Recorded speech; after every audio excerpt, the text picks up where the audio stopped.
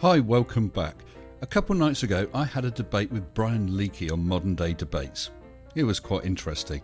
Now, Brian did have some initial problems with his mic, and then, once that was sorted, he had feedback issues. Flerfs can't tech. I hope you enjoy. People of the internet, welcome to Modern Day Debate. I'm here tonight. Brian, can you mute yourself? I got it. You know what? There you go. People of the internet, welcome to Modern Day Debate. Tonight we are debating the flat Earth. We have Mr. Sensible crossing swords with Brian, formerly Flat Earth Tests. They will have 12 minutes each for opening, 55 minutes of open discussion, and a 35-minute Q&A. Brian is going to be going first tonight, and he has a presentation he's going to present to us. So, Brian, I will go ahead and kick it over to you at your first word, and I have a share screen for you as well. So, let me go ahead and get that up for you. Let's see. So you have a share screen? Yep, it's up there, ready to go, and I will start playing it whenever you're ready to go. Okay, I'll tell you what. I'm pretty much ready. All right. Okay, this is a little piece. I want to give a shout out to Mike Cavanaugh, Dr. Zach, and Steve Torrance. If you want to see this model in detail, go to Steve on YouTube. This is just a little piece of it. It's literally terabytes of data. It models all the planets, the sun, the moon, and I just wanted, this is it just little like I said, tiny piece of it. It's based on a toroidal system, and the sun is like a magnetic focal point. And like I said, if you're interested in seeing it in detail, then it's on YouTube. So here, and I just wanted to back it up with a little quick bit of evidence. You see the clouds behind them thick, in front of them thick clouds. Where I'm from, the sun, or the clouds block the sun that are that thick. So that kind of supports the idea that it is possibly a magnetic focal point, or maybe even a focal point of light. So this is Dr. Zach pretty much. I'm trying to narrate this, so I'm going to say he's just explaining how all they had to do is add the atmosphere, and all the months of them trying to put this thing together, it fell right into place. And they added it to a globe, and it did the same thing as it did on a flat Earth. Instead of the sun setting first and then the real sun actually setting behind it, the apparent sun set afterwards. So it kind of contradicted the globe a little bit, but it and then he goes on and he shows the model, the FE model, up against the globe model to a video he took in reality. And it pretty much everything matches. He says, pretend you're seeing a hot spot on a lake. So if you're seeing a hot spot on a lake 5 miles away and it's 10 miles across the lake, if you go to the other side of the lake and you turn back and look, you're not going to see the hot spot hitting the lake through the clouds. Sun's going to be behind you. So everybody has a personal sun. It's basically refracted, if you will. And trying to triangulate. It's like trying to triangulate a rainbow. Here's another flat Earth model. I believe he made this for celestial navigation. If you want to see this in detail, go to Troolon.com, TROOLON.com, and that's based on the refraction, and I think it's like the sun is a focal point of light. Let's see. So here's an eclipse. We're looking at it, and you have the sun pointing. The moon's light is on the top side of the moon, and so we look at the sun, and where's it at? It's down about to set. So what they tell us is that the sun, if it's only 1 degree above the horizon, it's over 1 million miles above your feet because it's so far away. Okay. We go back and look at it. So there's the shadow it's casting on me. Why ain't it doing that to the moon? We go back about half an hour later, and it's the same thing, except the sun's just further down. So what I do is I go and I check that math. I go to the triangle calculator and put in a distance of of 93 million miles and a 1 degree theta angle. And sure enough, yeah, it's 1,600,000 miles. So if the sun, that's how they explain this. So if the sun is above your feet, above the horizon 1 degree, it's literally 1,600,000 miles above your head. Okay. So I had some people saying that. There's the info if you want to see it right there. 1,600,000 miles. So if it's 2 degrees above, it's over 3 million miles above your feet from a tangent. Okay, so that brought into question, okay, what about these clouds that are underlit with the sun that's on the horizon? If the light's coming in parallel, then how is it hitting the bottom of these clouds? If it's 2 or 3 degrees above the horizon, it should be millions of miles above that cloud. So then I found a picture with the sun on the horizon and supposedly globe proof. And right there, the diverging angles alone, are enough to prove a local sun to me. But look, this sun's 3 or 4 degrees above the horizon, yet it's shining on the bottom of the cloud. So I ask, how can all these images exist if the light is parallel? That's an impossibility. If the light is shining down on the moon, okay, and down on a shadow on the ground, how is it simultaneously casting a shadow up into the clouds or shining light directly on the bottom of clouds? That violates the parallel light. I don't see any way of getting around that, but I'm all ears. So give more examples of that. And the sun's clearly on the horizon in all these pictures. That's the closest one, and it's still on the horizon. So one argument gets them tangled up into another one twice as bad. And this is not the only time it happens. It happens a lot. What seems like good globe proof, if you look at in detail and scrutinize it, you will, you'll run into more problems with the globe. Okay, so here's how they explain the parallel light, which is fine if the light followed the latitude lines. Okay, so I went to Google Earth, and we're observer 2's at the equator, seeing the sunrise on an equinox.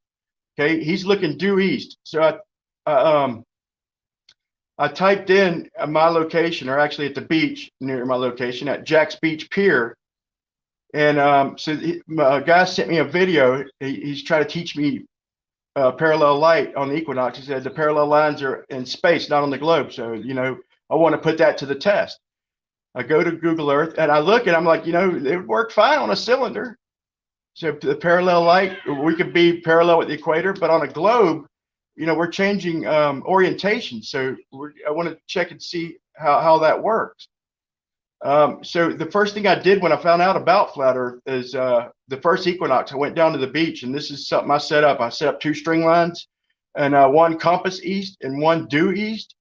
And when the sun came up right after this photo, and sure enough, it split due east. So the sun does, in fact, come in due east, at least for me, and it's supposedly for everybody on the Earth on equinox. So there's a little setup of me. There's me as a stick figure looking. There's the pier next to me, and so I wanted to see where am I looking. So I go to Google Earth, and one thing I know is that Google Earth will only plot portions of a great circle or a great circle. So that's a straight line with respect to your orientation on the globe model. So whatever direction your line's going off into, if you go down in the 3D view, that's what way you're looking. So there's me next to the pier, and there's a sun just trickling above the horizon. Okay, and so I go to see which way I'm facing, and I'm facing above Africa, just off the coast, 6,000 miles away. So I type in there's south of the equator on the same longitude, and looking at a sun just poking above the horizon, I see the same thing. So I do understand that the line is not following the ground. It's supposed to be looking up into space. So if I'm looking at a sun that's just about to rise, I do realize if I start heading toward it, I will get higher above the Earth, but I'm still going to be heading in that direction. That's, like I said, that's part of a great circle. So I used that so they couldn't bend and warp it. So they try and show you light coming in over half the globe so they could bend you over backwards. But if you're with the same orientation as the equator, it would work fine. The problem is, as soon as you leave the equator, you change orientation. And so that's where I don't know if I want to call it a trick, but that's where the mistake is. Kind of got all our heads thinking it works is bent over backwards. But if you pull strings on a globe, I think you'll see the same thing. It's because it's a flat line, so it'll set out further. A few thousand miles further. That's kind of what the local sun model predicts anyway. I've seen them try to model it. They still have that slight convergence from the observer north and south of the equinox. So the parallel sun, 93 million miles to me is just totally destroyed, at this point. So, but here's about the stars, and so there's the moon, and I play a couple of star trail time lapse with the moon in it, and so whatever the moon, wherever it's at in the ecliptic, it's following them stars. So if it's over the equator, it's going straight. Now, I don't think I'll get any friction on that. They have to agree with that. And so I got to thinking, okay, so we can't show the moon, we can't show the sun in more than one location at once, and we can't get shadows from stars. But what we can do is use a little logic. And I played Mr. Sensible saying that the stars were deviating, or they were separating, going off to the north in the northern hemisphere, and then he took it back when I said that they're separating. He's like, oh, no, they're not separating. So it gets into a technical argument. Even here's stellarium. It even, when you flatten out the horizon, it still shows separation. There was the Astronomy Society saying that there's 3 paths to the stars: straight over the equator, and then right toward the northern hemisphere, and left depending on your direction. So anyway, so I want to, and I also in there, you couldn't hear it, but I had other Globers saying that it's not perspective. It's not a wide angle lens. That has nothing to do with it. But so here I have the, like I said, the moon following the star trail. So what we're going to do is we're going to actually use sun count to plot sorry?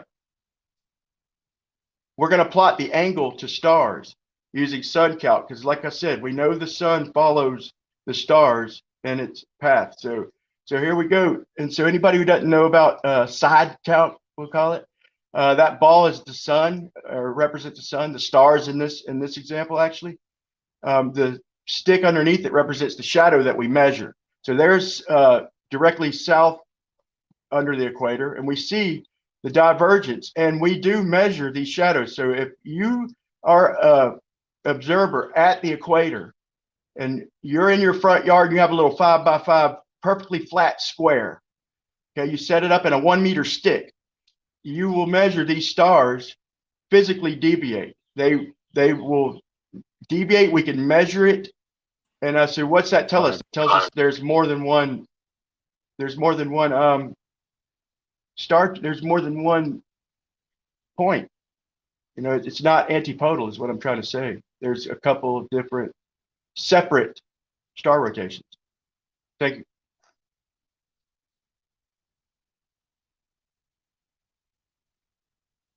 All right. Thank you so much, Brian, for your opening statement. We will go ahead and kick it over to Mr. Sensible for his opening statement. Okay, let me get my screen shared if I may. Brian, I'm getting all my voice straight back at me through your. I'll go ahead and mute it now. Thank you. Yeah. Right, share. So while he goes ahead and gets his screen share set up, I just want to say that we are a neutral platform hosting debates on science, religion, and politics, and we want you to feel welcome no matter what walk of life you're from. And if you have a question for one of tonight's debaters, please fire into the old live chat and tag me at Modern Day Debate. Super chats will go to the top of the list, and they will get priority. And please keep it civil. Insults will not be read. And with that, let's see if this works. Brian, I will go ahead and start your timer at your first word. I won't. I'm sorry, not Brian, Mr. Sensible. Right. Brian suggested that this debate was on sun, stars, and then when I pushed him, he broke it down, say sun angles, flattened globe, parallel rays, Coriolis, and star trails, which I thought was a bit vague, but let's see how I do. First of all, what are stars? This is Webb's first deep field from the James Webb Telescope. It covers a patch of sky that's approximately the size of 1 grain of sand held at arm's length. This was a 12.5-hour exposure in several different wavelengths. It's galaxy cluster SMACS 0723. The cluster is 4.6 billion light years away. The smeary lines are other galaxies that are further away still. They're smeared due to galactic lensing, as predicted by Einstein. The mass of the cluster is bending the light of the further galaxies. This shows that there is a real gravitational effect caused by their mass. This is how it works. Light from the distant objects travels past the supermassive object, like a galaxy, and the rays of light are bent due to the curvature in space-time. This is an image of space-time curvature. Here is, sorry, 1 second. Crumbs, I'm losing track of which one I'm on. 2, 3. Sorry. Here's another example: an Einstein ring, where a distant galaxy has been. I'm sorry. Hold on 1 second. Are you? No, I am. Time? Oh, it's locked on one. Yeah, that's what I was going to ask you. Looks right. Like this one. Hold on. Can I stop and share it again? Yeah, let's do that. Darn.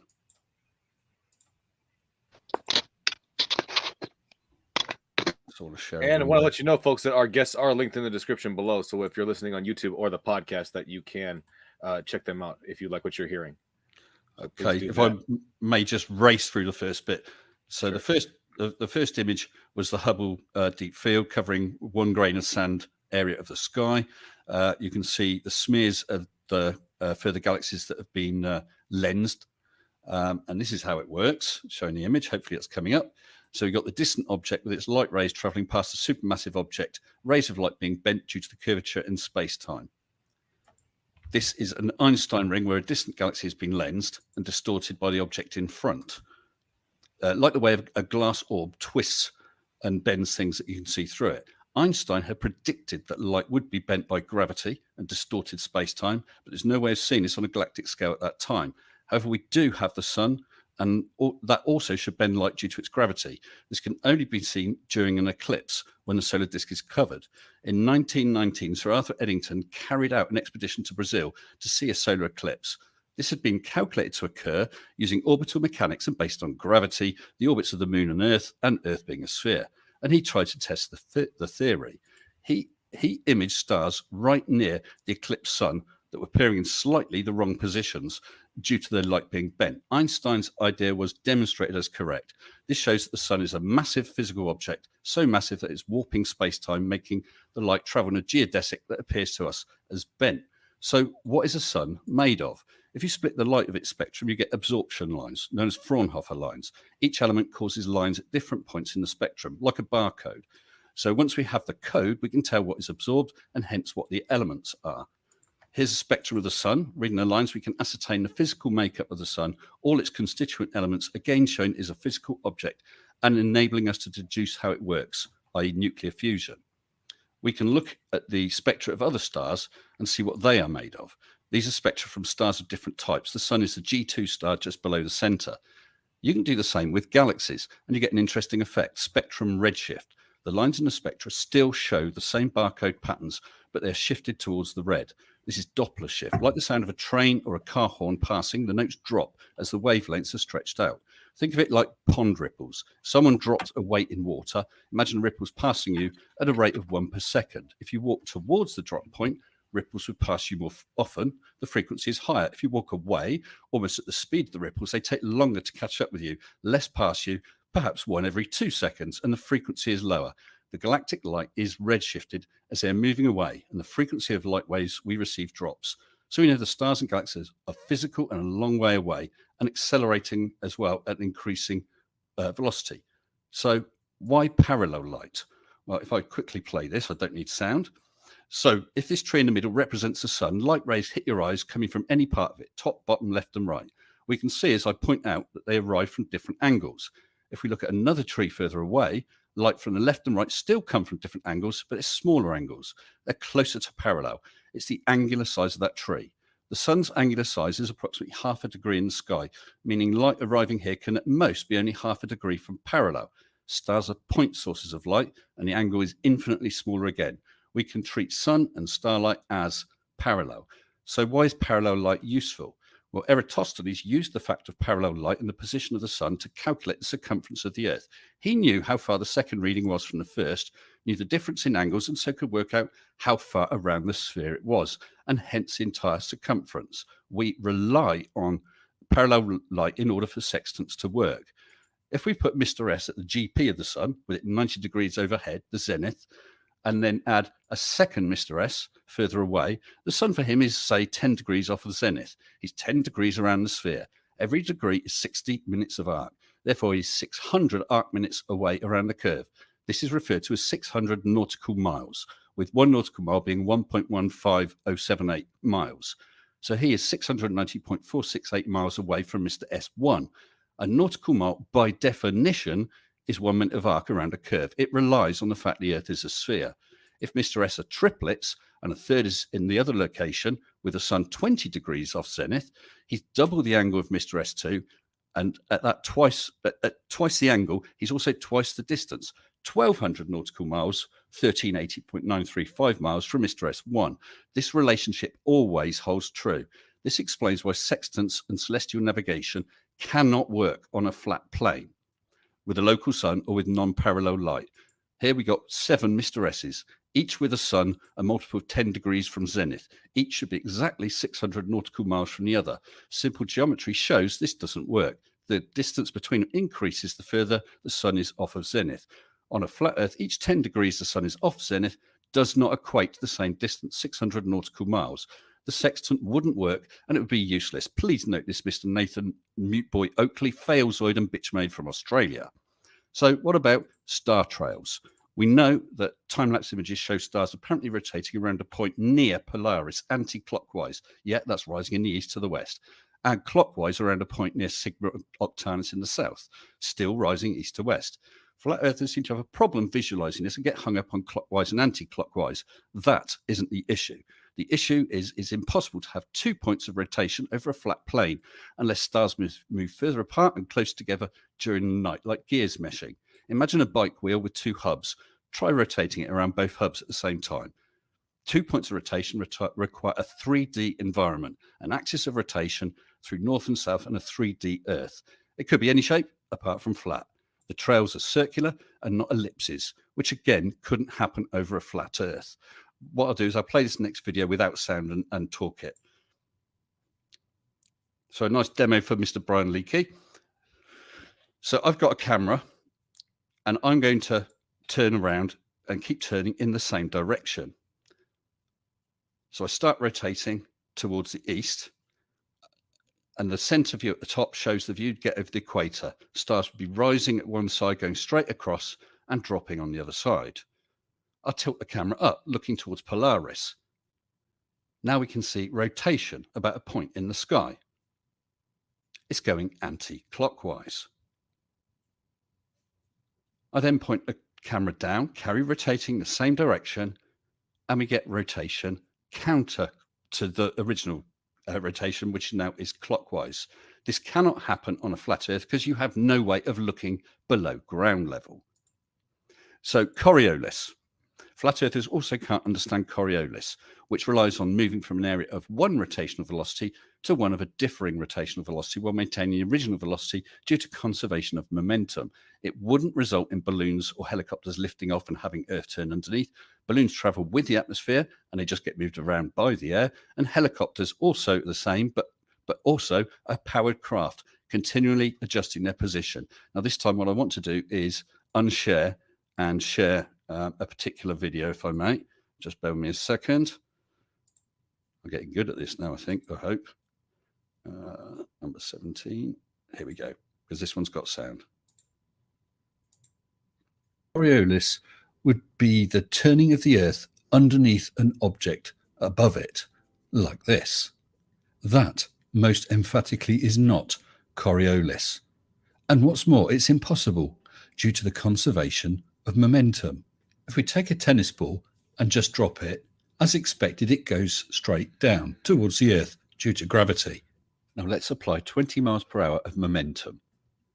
As the ball is released, it falls to the ground at the same rate. However, this time it's also got a forward momentum of an additional 20 miles an hour. It tries to maintain that momentum. An object in motion will remain in motion unless acted on by an outside force. So to compare the two, while the car is stationary, the ball falls directly downwards to the orange marker box. If we place another marker box under the point where the ball was released while travelling at 20 miles an hour, it totally misses. It's still accelerating downwards at exactly the same rate of 9.8 meters per second, but it has the additional velocity forward and it maintains that momentum. We'll start by marking our center point, the point of rotation, and another point out towards the outer edge. Now let's say we want to fire a cannon from that outer mark to the middle. We're going to want it to go in a straight line like this. But the outer areas are having to move faster than the inner areas to complete each rotation. The cannonball will fly straight directly up the screen, but it has a sideways velocity due to its momentum it had at the start. That gives us a curved path. That is Coriolis. Coriolis is the deflection from a straight path that is apparently seen on a rotating surface when you are moving from an area at one rotational speed to an area at another rotational speed, but while maintaining your initial momentum. So, it's a globe. I checked. Please subscribe, Mr. Baldy. Sensible Cats and Mr. Sensible Live. Suck it up, princess. Thank you very much. That's the end of my presentation. All right. Thank you so much, Mr. Sensible, for your opening statement. 10 seconds left. Yeah, great time. Yeah. So we'll go ahead and kick it into the open discussion in just a second. But again, I just want to remind everybody that we are a neutral platform hosting debates on science, religion, and politics. I want you to feel welcome no matter what walk of life you're from. And tag me at Modern Day Debate if you have a question for one of tonight's debaters. Super chats go to the top of the list. They get priority, and make sure you keep it civil. Don't attack the person, attack the argument. Moderators are working to keep the conversation elevated, so make sure you show them respect in each other as well. Hit the subscribe button. We have plenty more debates coming your way you don't want to miss. And our guests are linked in the description below, so if you're listening on YouTube or the podcast, make sure you check them out if you like what you're hearing. And with that, we will go ahead and kick it into the open discussion for about approximately 55 minutes, I believe. So at your first word, gentlemen, we will go ahead and start that out.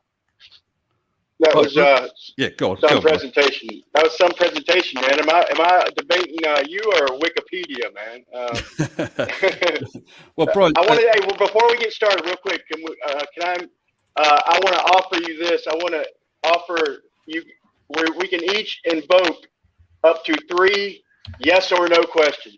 If you say it beforehand, and it's nothing, solid. It's not a prove all, end all type of thing. But if you want to do that, I'll offer you 3 direct yes or no questions if you invoke them. Well, I'm not sure where these rules are suddenly coming from. I think that's just an idea. Open discussion. I mean, I'll answer questions honestly as best I can. I hope you will too. I do want to ask you, Brian. I do want to ask you. You said about the stars with the rotation. Are you saying that during the night they will separate and get closer together? Yes, and if I could, listen.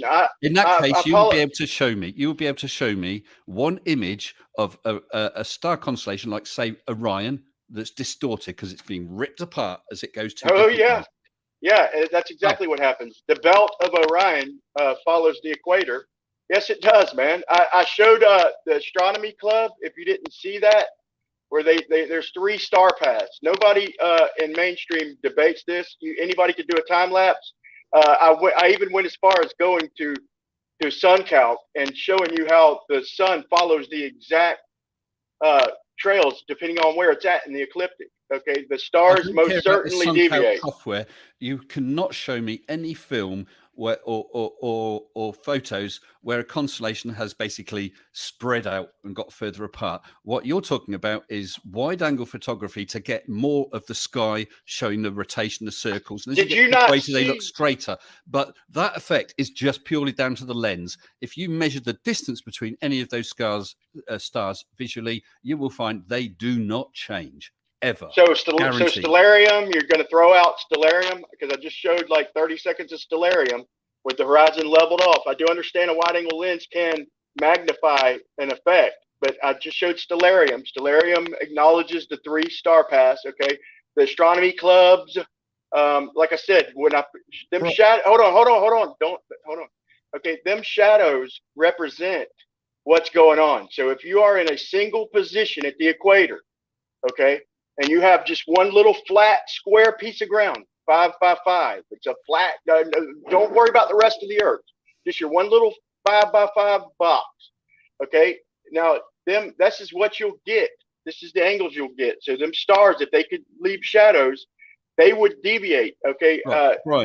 Brian, let's say you're looking at Orion. Okay. And according to you, you can see the belt splaying out. Absolutely. Okay. No, the belt follows the equator. I'm looking at Orion as well. I do not see them splayed out. I don't think you're looking at it then, Mr. Sensible. I don't know any stars. Different people would see the pattern of Orion or whichever constellation differently at the same time. That is patently impossible and patently, I'm sorry to say, absurd. I'm not telling you that it spins full circles. Brian, is there anything that you can do about the audio on your microphone? Yeah, let me try something. I tried to change the settings on my end, but I couldn't do much here. Sorry about that, folks. I see a lot of complaints in the chat about the microphone, so I just wanted to see if we could do anything about it. Hopefully that's a little bit better, man. You might have to turn me down a little bit. Let's see. Let's go with that for now and see how it goes. Okay. I'm not saying it's going to spin a full circle from the equator. What I'm telling you is that the deviation is measurable. So whatever's going on, anybody who looks at the star pass can see Orion's belt, the 3 stars that make up the belt. I don't know why you don't know this, do follow the equator. And yes, the head of Orion on the horizon, not right above your head. Now, on the horizon, as far as the approach and as far as the descent, we absolutely do see and measure separation. That's why in celestial navigation, it's broke down from the equator. You have a whole separate system in the south than you do the north. Brian, 2 things. One, I'm getting all that feedback again, which is awful for me. The second is, as I said, if you took a photo of Orion in your position, I took a photo of Orion in my position, they would look identical. There's no perspective. There's no separation and splaying out of the constellation. Orion always looks exactly the same. It never, ever deviates. Never. I wish I could have played the audio. I got caught off guard a little bit. I wasn't trying to do nothing. You know, you managed to play pre-recorded. If I could have just played the one thing, I'll show you all the top ballers, okay, saying they're different things, but the main ones like Kosho and all them. And listen, nobody disputes. It's only anti-flat earthers who dispute the 3 separate star paths. I just showed you the Astronomy Club, Google. Okay, go to Wikipedia. There are 3 star paths. Okay, and I'm not talking about, like I said, overhead, and it's ever so gentle, but it's existent, if they splayed out, then you wouldn't track them properly with telescopes. You couldn't constantly keep a star pattern in a scope the whole time because it would splay out and disappear off the edges. That never happens.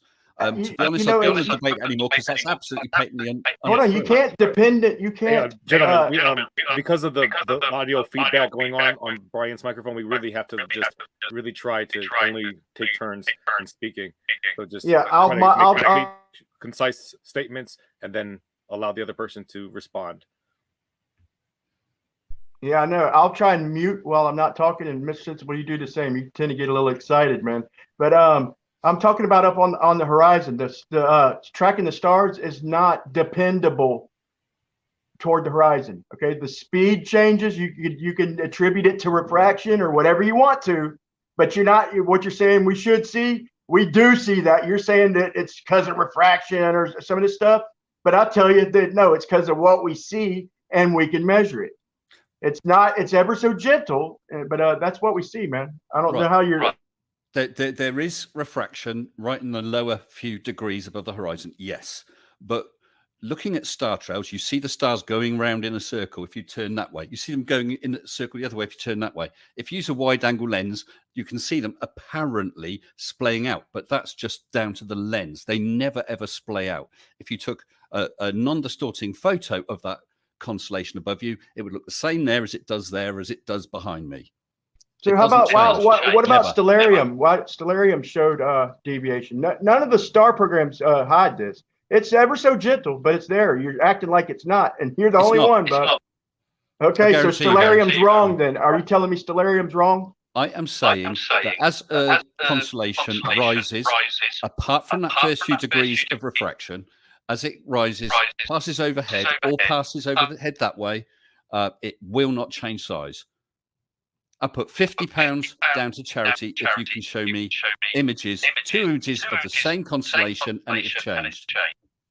I'll tell you what, man. I will play specifically for you. We went through this. We went over this for days, and you know, they finally had to come to the conclusion. And I'm talking about your side, the tip of the spear, the people I debate every day, had to accept it because it happens. It's on the horizon. It's gentle, but it happens. And hold on. Your stars, you know, you're talking about a degree or two above the horizon. No, they start changing speed when they drop below like 20 degrees. And half the time when they're under 10 degrees, we don't even see them above the horizon. I don't think you're doing these observations, or I don't know if you're even claiming you are, but what you're saying we see ain't it, bud. Okay. Half the time we don't even see the stars sitting on the horizon, bud. I've already acknowledged the lowest few degrees there is refraction, which actually brings me on to one of your images where you showed the sun setting and the apparent setting. That's true.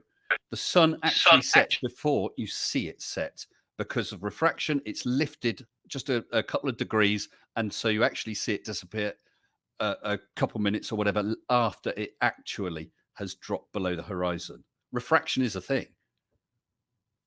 Yeah, it had to be a thing on either model. But I want to bring up, you mentioned Coriolis, and I didn't touch on that in my presentation. No, but you told me you were going to. Go ahead. Yeah, so what I wanted to talk about is like the firing tables and all this. And I looked into the math and everything, and the way y'all describe whatever y'all are describing, okay, it's not Coriolis, but I understand what y'all are describing. And if you want to call it that, that's fine. But so I ask you this: if we're on a cylinder, would you experience Coriolis traveling from the equator toward the North Pole? No, because your rotational velocity is the same at the equator as it is halfway towards the pole. It's a cylinder. I'm assuming North Pole down vertically through the cylinder. So you've got the same rotational velocity. So your conservation of the momentum is the same at the equator as your momentum would be halfway up and right up to the top of that cylinder. So no, there would be no Coriolis. Okay. So when you start talking about the atmosphere rotating with the Earth, there are consequences, man, and you can't get around them. You have to address them. So I want to bring one up to you. A consequence of the atmosphere moving with the Earth. First off, I want to say that the air is not bound to anything. There's no bonds on a molecular level. It's free to rotate.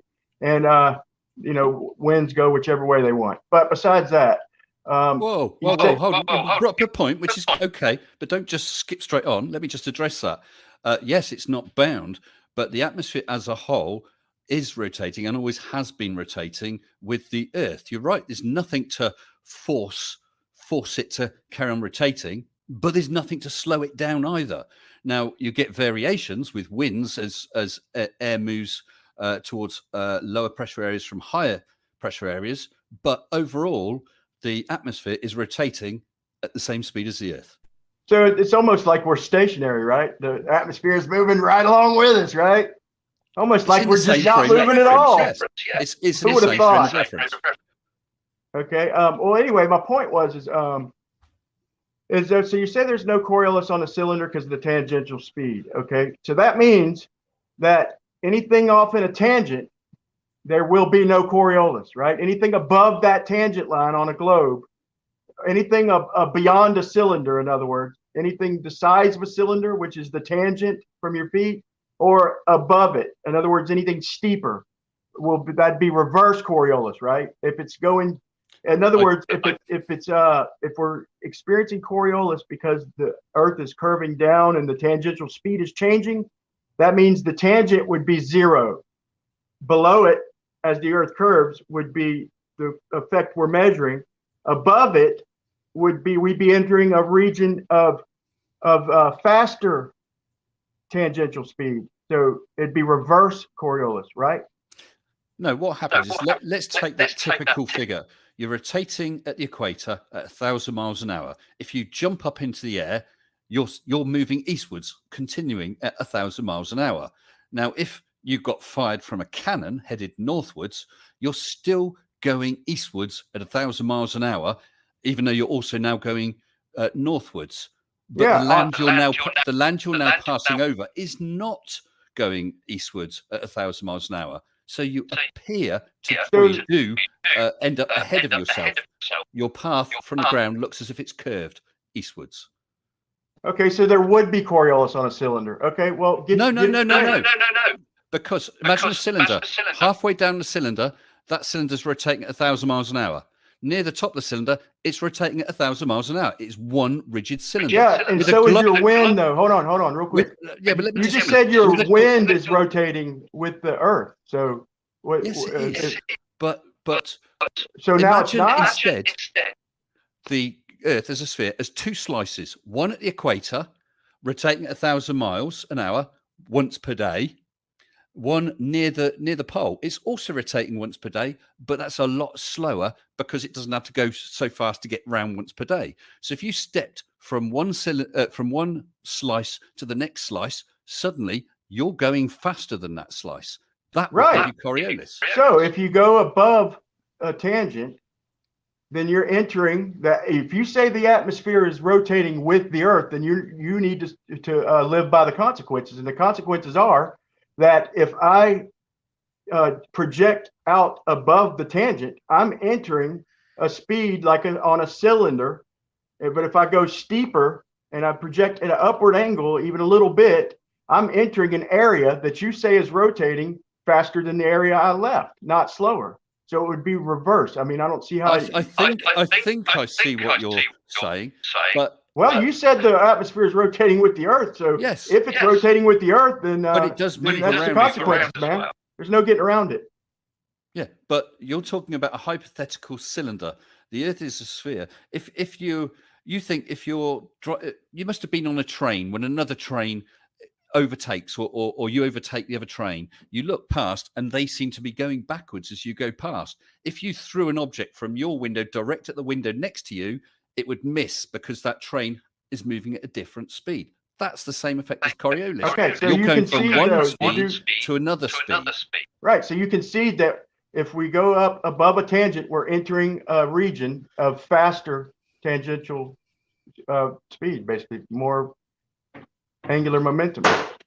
Well, the fact is we're not measuring our position against the atmosphere. We're measuring our position against the land. We fired you from a cannon at the equator, northwards, aiming somewhere directly northwards, but because you start off with a faster tangential velocity, you'll miss. You'll veer to the eastward if we're firing north. Yeah, that's what they say. But you have the atmosphere moving with the Earth. So let's say if I'm a sniper and I'm laying on my belly on the ground, or even if I'm at a firing range and I'm aiming slightly uphill at the side of a hill, and my bullet never gets down lower than my tangent, then my bullet is I'd like you to address this. That you have your atmosphere rotating with the Earth, so don't try and separate the land again. You have them both rotating together, so I'd like you to maintain that consistency. So if the bullet leaves the ground, which is rotating at a certain speed, and it goes up slightly, it's actually entering a region that is faster. It is literally faster if it's at an upward angle until that bullet drops down beneath that tangent. Okay, then there's no getting around it. I mean, well, you're obviously talking over a very short distance. I don't know what distance you can fire a sniper's bullet, a couple of miles, say. And now, if you're talking about firing uphill, I know what you're saying. That's a wider radius on the Earth, so therefore its rotational velocity is slightly different. Possibly that would affect the Coriolis, maybe cancel it, or maybe even more so the other way.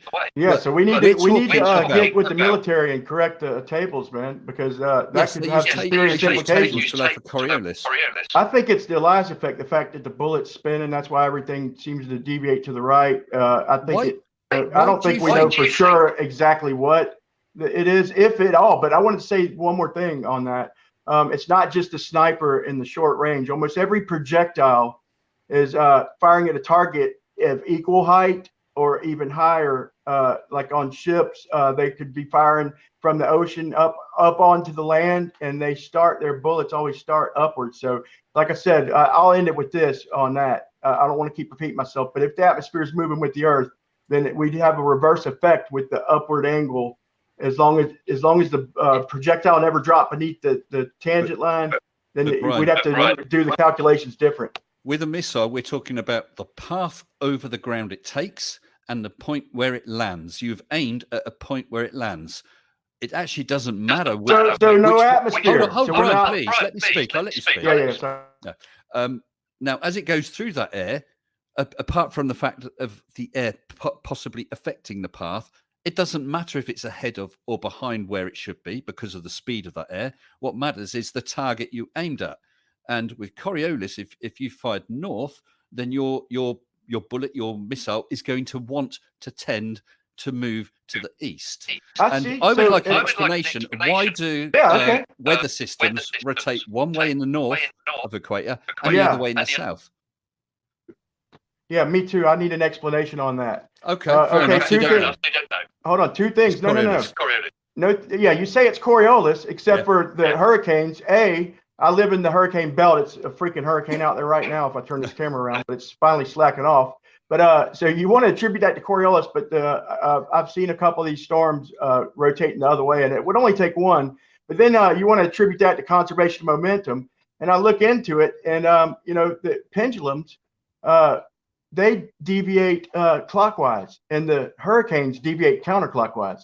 So if you start with a storm, not only that, with a storm coming from the equator, and working its way up toward the coast, any of them that hit the Gulf of Mexico, they're flying directly in the face of Coriolis, but the spin itself is directly not conserving momentum. So I'm the one who needs an explanation on that. Why does a pendulum go clockwise in the northern hemisphere and a hurricane go counterclockwise? No, the bigger question, Brian, is if it goes one way in the northern hemisphere, why does it decide to go the other way when you go south of the equator? If it's a flat plane, any effect from rotation of that flat plane will be the same, if not worse, going further south, further away from the center. It actually reverses. I suppose that if we thought like that, we'd have to assume that if we're on a globe, every storm would be a hurricane coming from down there. The fact of the matter is, it's only the storms with enough energy. Vortex science is cutting edge, man. It's interesting stuff. But I'll say this: you could take a plate in a swimming pool and just take and wave it through the water, and what'll happen is it'll cast a shadow onto the bottom of the pool, and it'll have a clockwise vortex off to the right, like going toward the northern hemisphere, or it's opposite, and then counterclockwise to the right, and then clockwise to the left. Okay, and what'll happen is the shadow, even after you remove the plate, just one swipe of the plate, it'll track right along the pool, and there's nothing there. But here's my point. Actually brushing the plate through the water. Yeah, just brush the to leave two vortexes. Yeah, of course you're going to get a vortex each way. So what are you suggesting causes these vortexes? Because I can explain it. What happens is if you've got air at the equator moving north to try and head towards a low pressure system, unfortunately, it's got an eastward velocity. The area it's wanting to head towards has less velocity, so it starts to miss it, but it's being attracted towards it, so it starts to curl back round. Then you get that curving spiral effect of storms, and below the equator, it's the other way round. Is that right? You're going to tell me that so when they form off the coast of Africa, right above the equator, so you're telling me that they start going eastward, or do they head northwest? If I can, then they level out, and some of them head off to the left, and I'd say the majority of them head off to the right up the coast. Okay, Florida is kind of like the split point, the Panhandle. I mean, not the Panhandle, but the peninsula is kind of like the splitting point. But so you're telling me that Earth curve took a day off for the storms like Katrina, the ones that hit the Gulf of Mexico? My point being is you still haven't explained if it's the Earth spin, why is it going opposite of the pendulum and the gyroscope? Right. Here's a diagram of a gross diagram about the flow. As you can see, the red arrow is heading from the equator veer to the east. The blue arrows from the north heading towards the west because of Coriolis. So as you see, if they're both, if we look at, I don't know if my mouse is showing, where is that? Around Spain, in the middle of the diagram. If that was the low pressure area, you've got air rushing from the north, air rushing from the south, but both of them are trying to miss it due to Coriolis. So they have to start turning. And then you get the spiral of weather systems. That is how it works. This really is not rocket science. It is very well known. So no weather systems without being on a ball then, right? Sorry? So no weather systems unless we're on a ball that's rotating. Is that what you're trying to say? I'm not trying to defend flat Earth or any other shape Earth. I'm defending globe Earth, and the science works. Coriolis. Yeah, well, I'm good with that, man. But the honest stance is, you think it's that, and here's your evidence. But to act like we know for sure that that's how things, there's always Mother Nature don't like to be pinned down. I'll say that, and there's always other explanations, but I understand the globe does have an explanation. I'll give you that, but you still haven't explained if it's conserving momentum, okay, the angular momentum, the tangential speed, okay, why is it opposite from the pendulum? So you're saying it's not conserving momentum then? Which one is not conserving momentum? Brian, off the top of my head, I can't recall which way pendulums north of the equator and pendulums south of the equator will veer off of their original path. But I do know that north and south of the equator, that precession of the pendulums goes the opposite way, and it varies by latitude. Okay, can you? I don't know if you've ever tried that, but I've done pendulums live on streams, and I don't think they're as reliable as you think they are. But can you describe your pendulum? Hold on. Let me get to my point. My point is that I've been searching and I can't find any pendulums in the Southern Hemisphere from any of the colleges, any of the schools. I'm not saying they're not out there, but I've been searching. I can't find any. I'm not saying that they don't exist, but I give up on my search. If you can ever post one of them, you may have one on hand, but I would really like to see that. I'm genuinely curious. Well, as I said, depending on how far north or south you are, the precession is at a different rate. And you can, if you let the pendulum swing for a while, and it needs to be a very long pendulum that's running for quite a while. You can't just have a little handheld one that, little thing like that. It wouldn't work. You can see the angle of the precession and calculate your latitude. That works. I think sorry, go ahead.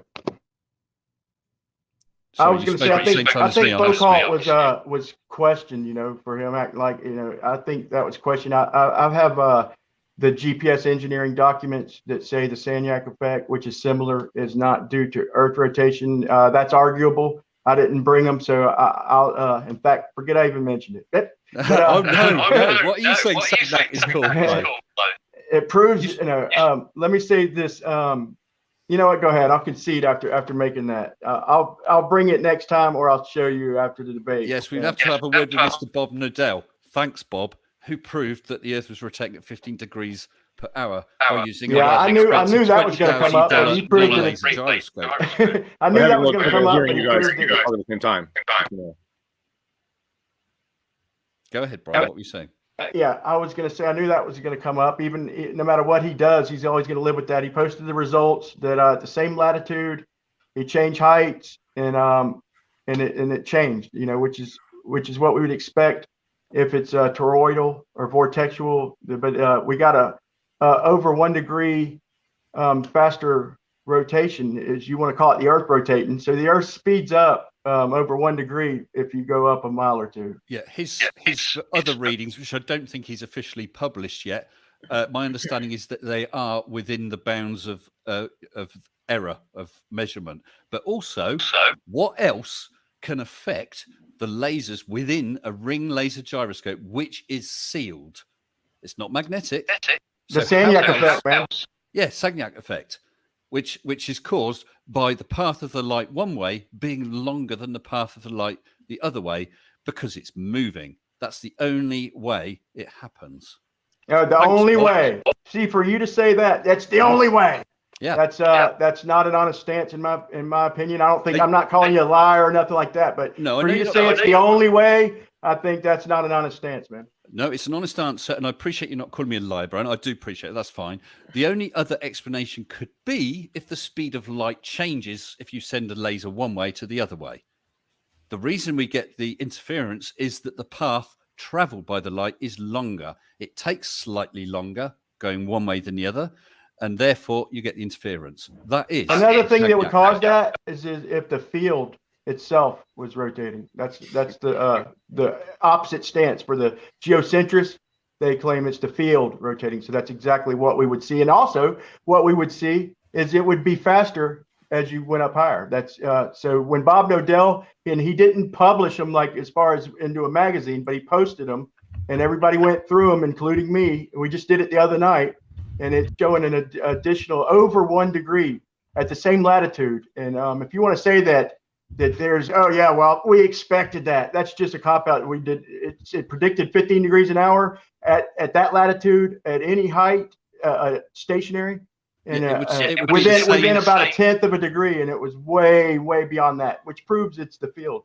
Yeah, it should still be and always be 15 degrees per hour within error bars because it takes 24 hours roughly to rotate completely. Therefore, it has, and that's 360 degrees. Therefore, in 1 hour, it has to be 15 degrees. Thanks, Bob. Yeah, and no, like I said, man, if anybody thanks Bob, all the arguments sound great on its face, and any of these you look into and scrutinize them, they kill the globe. Like the, I wanted you to address the with the moon above the horizon, way above the sun. The sun's sitting there like a degree or two above the horizon. And like I went to the triangle calculator, and it did show that it's like if it's 2 degrees above the horizon, it's like 3,200,000 miles above your feet, looking off at 0 degrees, judging that as your feet. If you look up 1 degree, the sun is actually 1,600,000 miles above your feet. So that's how y'all explain the fact that the top of the moon is lit up with a moon above the sun. So that's fine. But how then could it simultaneously underlight the bottom of clouds? If it's 93 million miles away, that is a geometric impossibility. Right. Well, a couple of things. One, there is refraction when the sun is very low. As I said, the sun is actually lower than it appears. Therefore, the rays are shining upward more than you may think. There is absolutely no way for an underside of the cloud to be lit unless the light source was throwing light rays up from an apparent lower elevation. So there's only two possibilities, Brian. Either that sun is physically lower than the clouds on a flat Earth, which means someone's going to have a bad day and needs factor 2 million sunblock, or the sun is below the Earth horizon, the tangent line that is shining up, tangent line, and up to the bottom of the clouds. Right. I agree. If we had a sun the size of your model that close, we would definitely need that sunblock. But what also would be what would things look like in the distance? How would the sun appear? You said it could be light refracting. So if the light was bending up, like you said, is the only other possibility. How would it appear to us if the light was curving up, and how would other objects way off in the distance, how would they appear to us if that light was in fact doing that? Well, you have refraction. So the position of the sun is an apparent position, just like with the horizon. It's an apparent horizon because you have refraction. And I know Fight the Flat Earth has had a bad time of it from people who don't understand. If I look at my hand, that's its apparent position. It's pretty much exactly where I look at it. But there's air in between. Air causes refraction. Therefore, it will be subtly different. I mean, that will be minuscule different. But when you're talking about the difference from your position to the horizon, that's a greater amount of air. a greater amount of refraction, it starts to affect things. Hence that stupid black swan photo. No, I'm asking you though. Okay, so that's your. Wait, can you answer a little more directly? If you said the only other possibility is if the light's been like hitting the bottom of the clouds, like if the light's curving up, or if the sun's not. In other words, if the sun's not actually that low, then the light has to be bending up to hit the bottom of the clouds, and that I agree that would be one of the only other possibilities. That would so that would make the sun appear lower. And also it would make, if the light was doing that in the distance, it would make like mountains in the background, or it would make them appear lower, right? Well, interesting you mentioned mountains. The tops of mountains light up first at dawn, and as the sun lifts, the sunlight goes down. And at the end of the day, the tops of the mountains are the last things that are lit, because the sun, the rays of light from the sun are coming from a lower elevation. So my either or was either the sun really is physically lower than that mountain over a flat earth, which it cannot be, or you've got a curved earth and it is below that tangent line. Yeah, that's a big problem in your model, man. Okay, no, it's actually I just showed you the. Hold on, bub. Shut it down. I just showed you the triangle calculator, and like I said, that sun that's 1 degree above the horizon is 1,600,000 miles above your feet. So how can you explain the shadow hitting the bottom of clouds while casting a shadow down on the moon and down on the ground? Even if it's a long shadow with a 1 degree downward angle, that's still light coming in above me. And for it to simultaneously cast a shadow on the bottom of clouds, that kills, that proves the local sun 100%, dude. The clouds are a lot higher than you, Brian. This is a very, very big, I don't know what the word is, but you've got the sun 93 million miles away. The earth is huge. The clouds are high. It's 3D and spatial awareness. You that business about whoa. Let me cut in real quick. Yeah, but Brian, it's to do that because I made a note, because you said about in your video, you said about the moon, which part of it was lit, and there's the sun over there. If you hold a ball up, you will find, arm's length, you will find that the lit part and the shaded part always match the moon.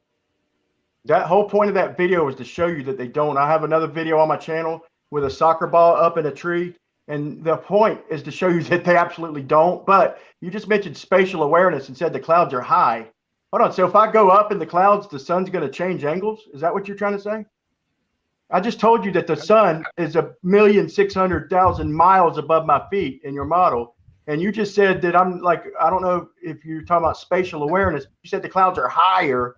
So you telling me that if I go up to the clouds, the sun's not going to come up with me? You're saying it's going to change angles or something? You can there is video on YouTube shot from a plane with the setting sun shining up through the clouds. It's apparently lower than that plane. How can that be? If the plane was at 38,000 feet, are you going to say that the sun is below 38,000 feet? If it's 1,600,000 miles above my feet, that's where the sun 1 degree above the horizon. Okay, if it's like half a degree above the horizon, then it's 800, and I got Glober's quoting this. It was in my presentation.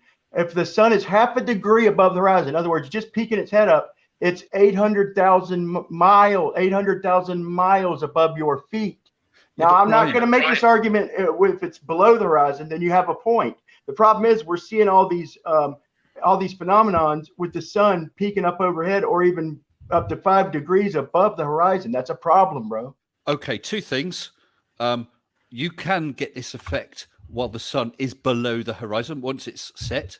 Satellites that you see going across the sky are because the sun is shining, from your perspective, is shining up towards them and reflecting off them. Even aircraft, just after the sun has gone, high aircraft will still be in sunlight, but the sun has dropped below that horizon. That's impossible on a flat Earth. Not if light's refracting upwards. In fact, well, just a little, hold on, settle down.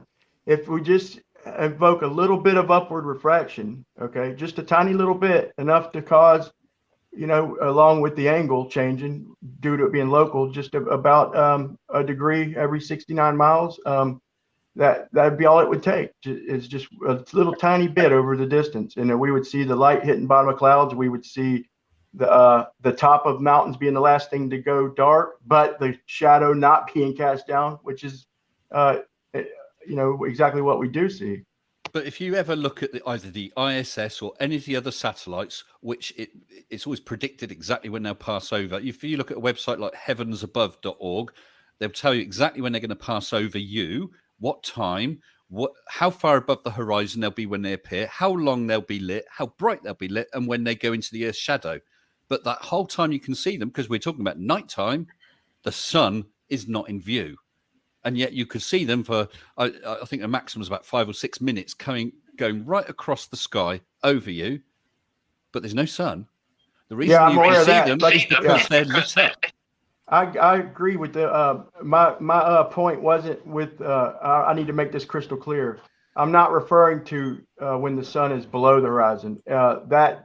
It's a very small window with the clouds and with buildings and stuff, but there is a teeny little window for light to maybe go a little bit past parallel, but there is a window. I'll concede that.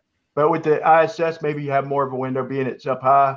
But once again, we're told that if we could go to the moon, and the angle to the sun's only going to change not even an eighth of a degree. The sun's going to follow us up. If it's above the horizon, though. So I will concede that if we're talking about the sun underneath the horizon, I'm not arguing that. I would attribute that to light refraction. Brian, if you drive along at night looking at the moon, it appears to travel along with you, or the sun, it appears to travel along with you. If you were going to taking a trip to the moon, the sun would appear to, if you're going straight, it would still appear in your window the same position, because as I demonstrated, the light is all but parallel. It is within half a degree. Sun's 250,000 miles away. The moon's 250,000 miles away. Sun is 93 to 94 million miles away. The angle the angular size of the sun is about half a degree. So the rays of light are virtually parallel. So that's all them photos I just showed. Position. All them photos I just showed. I mean, I just showed a stock of them. I've even had a bunch of them from Soundly's channel with him showing a sun above the horizon, hitting the bottom of clouds, casting with a sun above the horizon, supposedly casting a shadow up on the mountains. So you're telling me it's parallel, but it's 1,600,000 miles. I can't put enough emphasis on that, above my feet. And you're telling me it's hitting the bottom of clouds and casting shadows up, and also casting a shadow on the ground at the same time? Brian, that's not parallel. I think you're thinking of this the wrong way. When you're saying that the sun is 1,000,000 miles above your feet, you don't think of that. It's the angle. How far angularly is it up or down? Now, 1 degree. When you said, but when you said it's 1,000,000 miles, you're talking about 1,000,000 miles between a tangent from your feet to where the sun would be if it was at 0 degrees, to the distance vertically to where it is at an angle of 1 degree. The important thing is it's only 1 degree or half a degree or whatever. The 1,000,000 miles or whatever, that doesn't matter a jot. Right. So 1 degree sun will cast a shadow about 26 meters long with a 1 meter stick. It's all, they show it in SunCalc. If you go to SunCalc, that stick that's attached to the ball that represents the sun represents a 1 meter tall stick. So it tells you the shadow length. Yeah. And if it's sitting on the horizon, my point is to say that, it's casting a downward shadow, however slight, that's light coming in downward. So it can't come upward. But the point in saying how high it was is you said that the balls always match. The point is we've documented, every month there's a couple days out of the month where it doesn't match the balls that we put up above us, and that's the explanation. Anyway, in the debate, the explanation. Yeah, it was in my opening. This is the very first thing I showed. And the explanation is this. The explanation is the math. The fact that if you calculate the sun 1 degree, it's 1,600,000 miles above. That's the explanation, and that is. I will present that after the debate too. So. Well, Brian, I came across another flat earther some time ago who'd mirrored someone else's video holding a ball and saying it didn't match didn't match the moon that was also in shot. And I did a debunk video, and one of the flat earthers actually said, actually, sorry, you're correct. The other one just never responded. He was wrong and didn't back down. Well, it only happens a couple times out of the month, bro. So if you didn't do it at that exact time, then yeah, it will match. Why should it be most of the time it does match. But in my channel, I put a ball up in a tree to show it's. So if you tried it at a different time, then usually it does match. I'll even concede that. But there's times of the month it doesn't. But it depends on your position. What I did was I put a ball on a pole about 1 meter long. And then depending where you are looking round that ball, you would see a different amount of the shadow. But if you've got them pretty much right next to each other in the sky, so I've got the ball and there's the moon, sort of pretty much next to each other visually, they will match. If I look and there's the moon over there, it's a half moon, and then I hold a ball over there, it's going to look different, of course, because I'm seeing a different face of it. If I turn around and hold that ball right next to the moon, they'll match. Yeah, but there are. I mean, the moon is tough on models. I'll say that. Like I said, hold on. The explanation is that it's actually above the sun, but that brings me to the selenelium. Okay, the geometrically impossible eclipse. I understand y'all have an explanation, but it's not the geometry that you're acting like always works. Okay, and you can invoke that. Like I said, on my own channel, I do concede that it usually will match the ball up above us, but it doesn't always match. I have it in my own video, and that's like the selenelium with the moon on the horizon and the sun also on the horizon, and so they're both, and once again, I do want to bring up that if that sun's on the horizon, it's at least a million above our feet. Brian, you mentioned selenelium. If we didn't have an atmosphere, it wouldn't happen. It can only happen because we got an atmosphere. The sun's being refracted, so it looks a bit higher. The moon's being refracted, so it looks a bit higher. In actual fact, they're in a dead straight line to give you that eclipse. But the refraction So the sun's not, if it's, let's say if it's 2 degrees above the horizon, it's not 3,200,000 miles above my feet, or if it's 1 degree, it's not 1,600,000, because that was the explanation. That's the across the table, the Glober's explanation on why the sun could be sitting on the horizon, the moon right almost in front of it, and the top of it lit, is the fact that the sun's higher.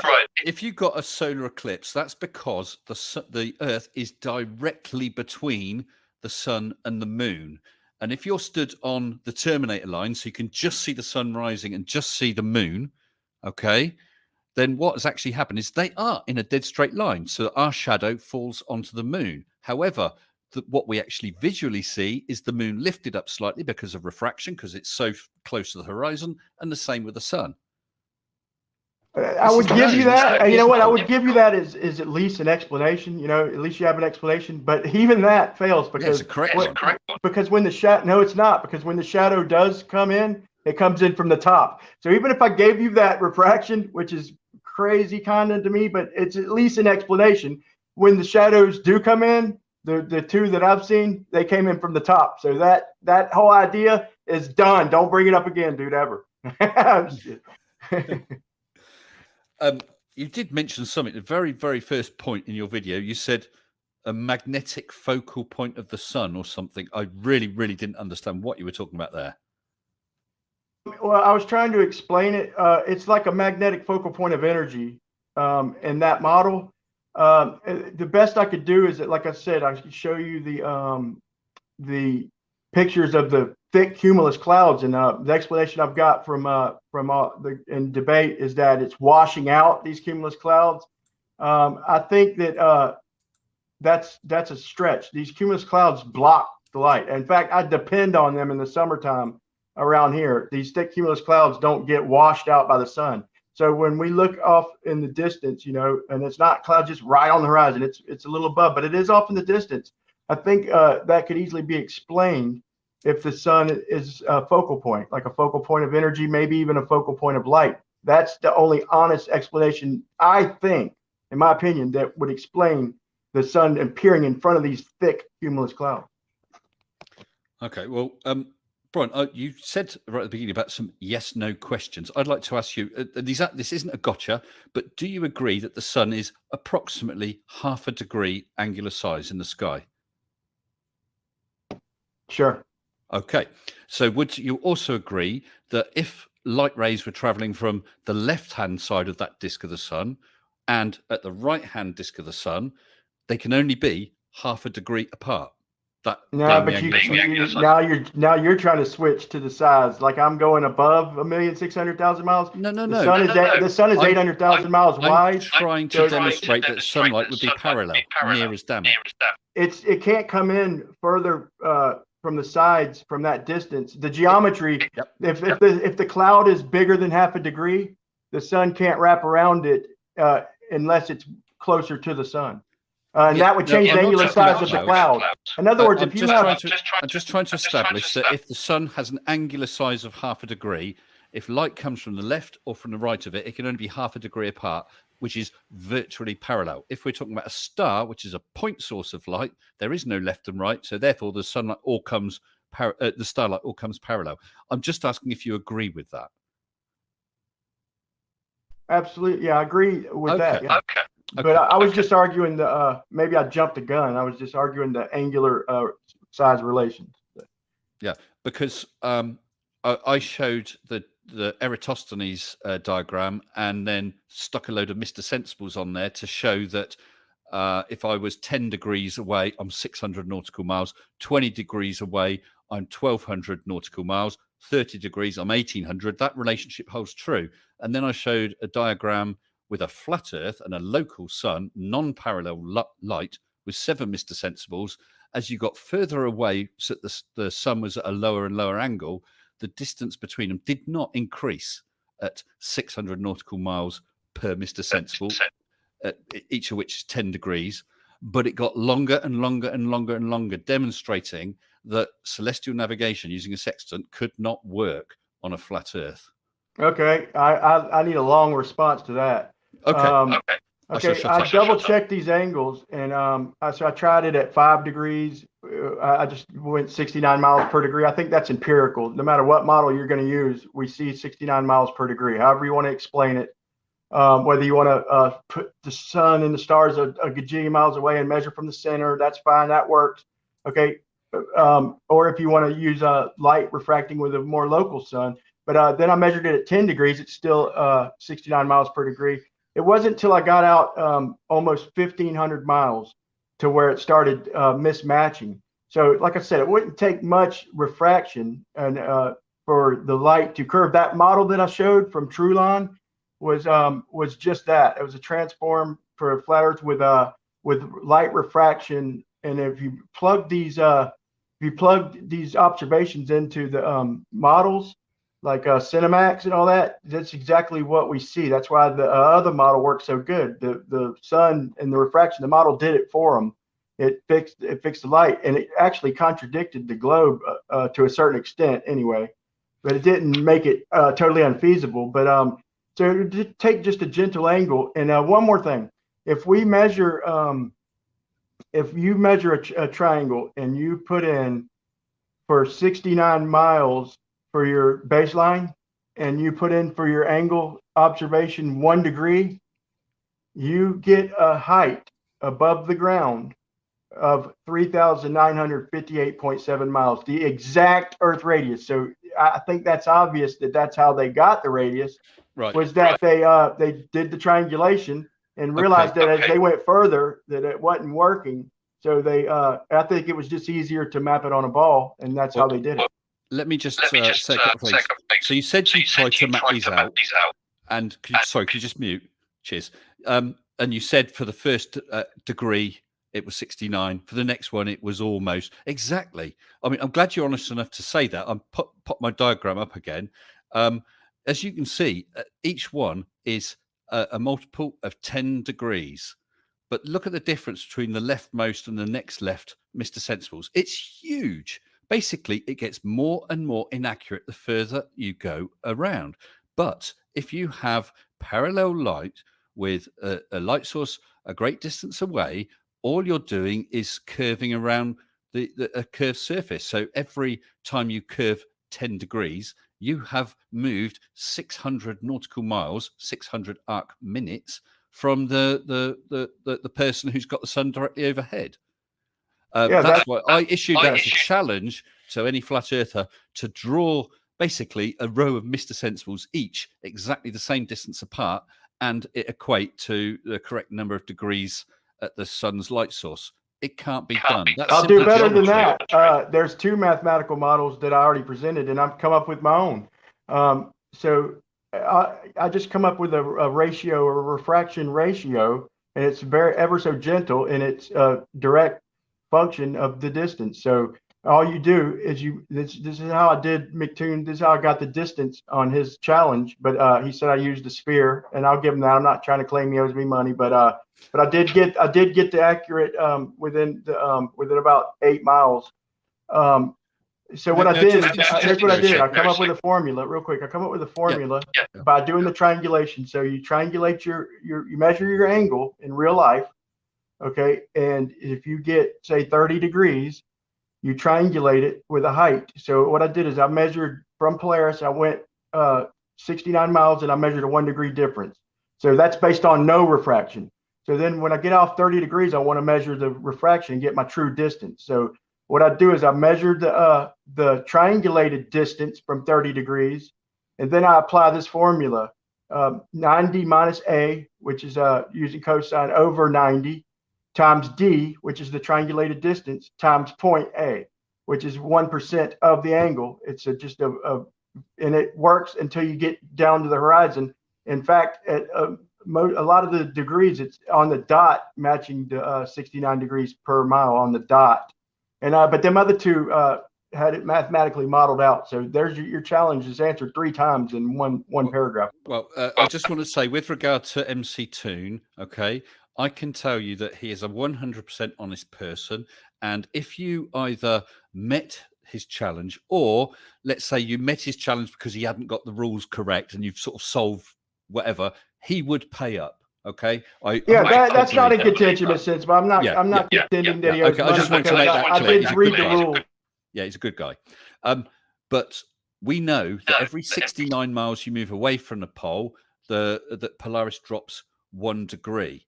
Now, if that's a flat surface and you draw triangles at 10 degrees, 20, 30, 40 degrees up, you're going to get differing heights of Polaris.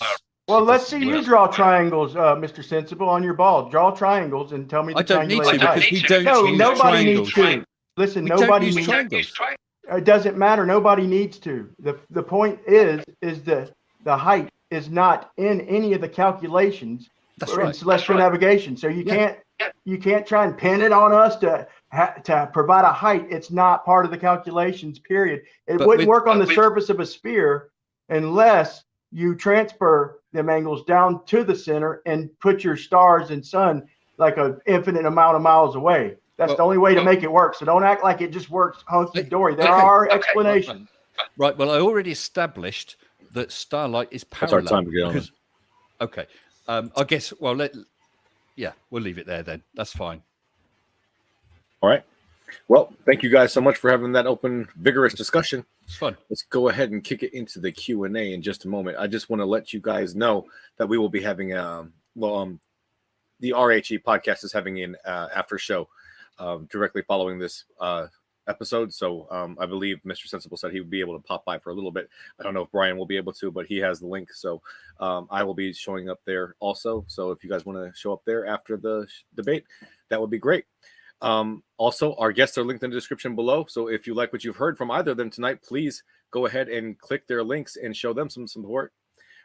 Show MDD some support by liking the video, sharing the video, subscribing, as he has many more juicy debates coming your way. And I will go ahead and start the timer for the Q&A, and let's go ahead and get into that. So, of course, super chats go to the top of the list. So if you have a super chat, we still have some room there for that. And we'll try to get to the other ones if we have time. First super chat comes from Witsit Gets It for $4.99. They say, it can't be proven that the Earth is in movement. Hawking agrees it's a philosophical decision based on the Copernican principle. It's a religion. I believe that's for you, Mr. Sensible. You're muted, by the way. I think what he was saying, and who did you say, Hawking? I thought it was Einstein. Optically, if you look at the moon, is the moon moving or are we moving? We're in different frame of reference. So who is right? There is no correct frame of reference. But yeah, you can't tell just by looking that we're moving.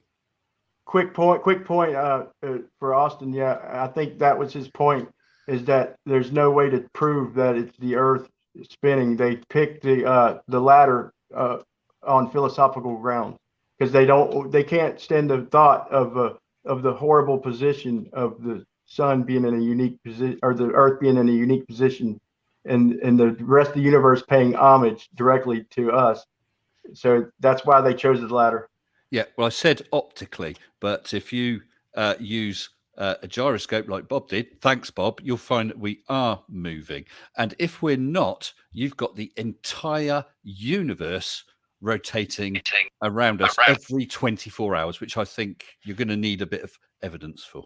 That's funny because Einstein made his quote after that experiment. It's his super chat for him, so we gotta let him have the last word.